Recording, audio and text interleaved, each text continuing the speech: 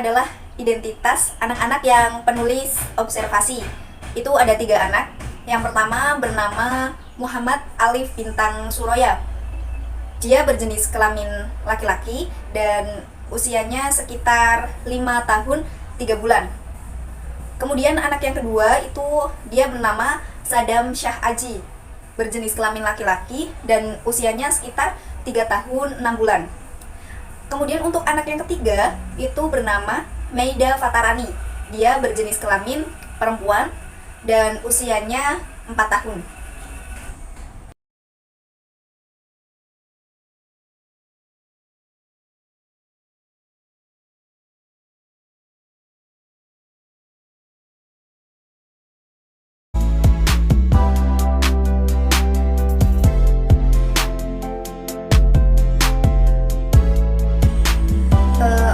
Untuk hasil observasi anak yang pertama, ketika penulis berkunjung ke rumah ponakan atau anak tersebut dan pada saat itu ia sedang sarapan.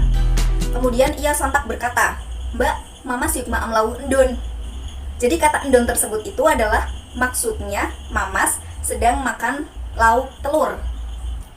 Kemudian observasi selanjutnya, penulis mengamati si anak yang sedang bermain lari-lari. Kemudian ia jatuh lalu menangis.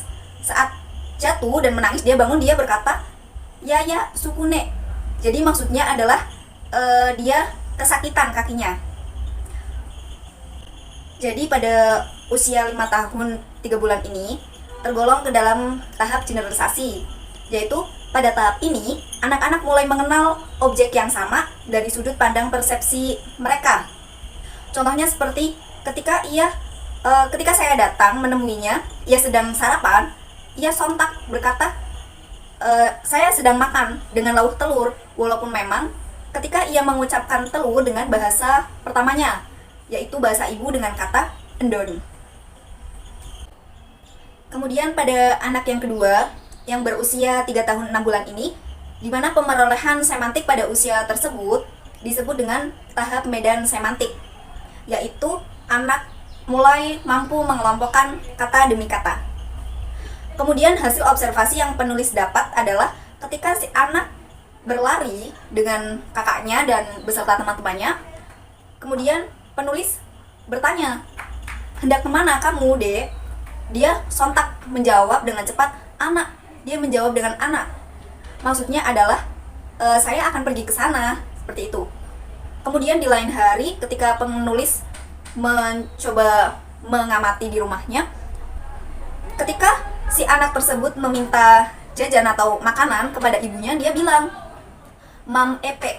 Jadi maksudnya adalah dia berkata makan tempe, dia meminta tempe goreng untuk dimakan. Kemudian ia juga berkata, "Mama jajah." Maksudnya adalah dia ingin membeli jajan seperti itu.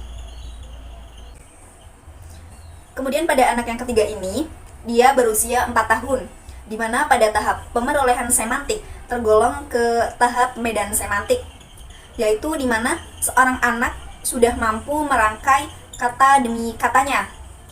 Akan tetapi, ketika penulis melakukan observasi dan mengamati rumahnya, ia baru sedikit menguasai kosakata.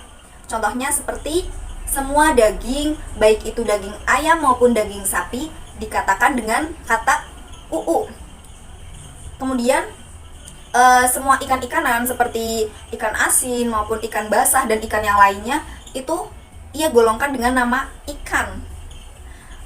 Kemudian ketika penulis mengamati dan mencoba mewawancarai ibunya, ternyata anak tersebut ketika di rumah itu lebih sering memegang HP untuk melihat YouTube maupun bermain game.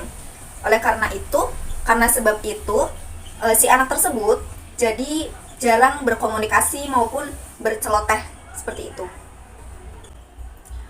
Kemudian untuk penutup video ini, dari hasil observasi dan melihat keadaan di lapangan, faktanya tidak semua teori cocok dengan realitanya. Karena di mana ada seorang anak yang memang lambat dalam penguasaan kosakata dan ada juga yang sangat cepat dalam menguasai banyak kosakata serta berbahasanya, mengungkapkannya.